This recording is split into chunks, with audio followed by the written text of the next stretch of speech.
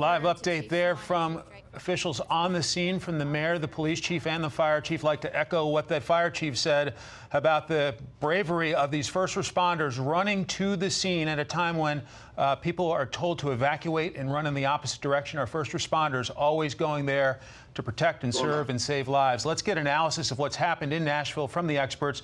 Former Secret Service Supervisory Special Agent and former DHS Advisor Charles Mareno. Ted Williams, a former homicide detective, and Joey Jones, retired United States Marine Corps bomb technician.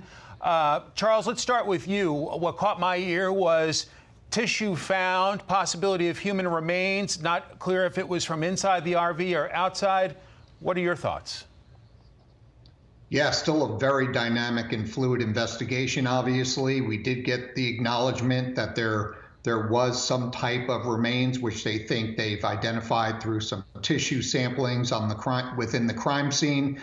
So there's a lot more work that needs to be done here. What we do know is that the civil emergency that they've imposed in the city tied to the curfew is going to really keep an orderly sense about within the crime scene and around the crime scene. It's going to allow investigators to continue to do their work methodically and quickly and uninterrupted by distractions of the general public trying to come down and take a glimpse of what happened. So I think that's the right decision. It also brings some additional assistance for the city. And then I'll just finish again. 2020 has been a rough year for sure, especially for law enforcement. And I think the chief and others appropriately highlighted the great work that these first responders do each and every day for the citizens of the United States.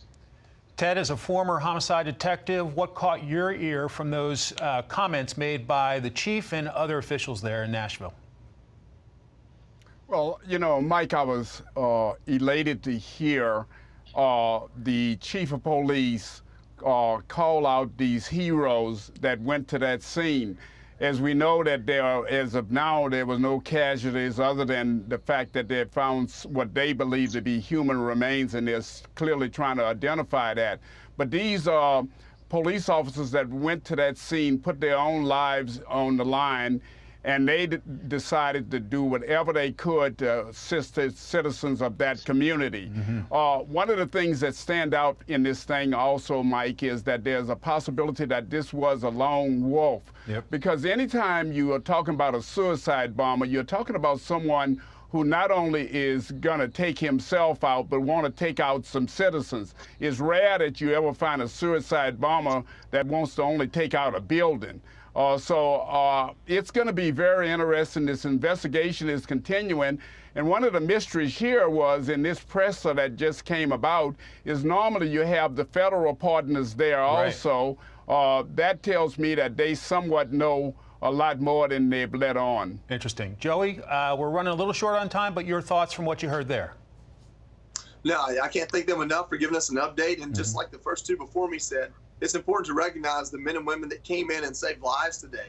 I think the message for people back home is to understand that regardless of what happened in Nashville, one, we'll figure it out, and number two, you'll be safer because of it.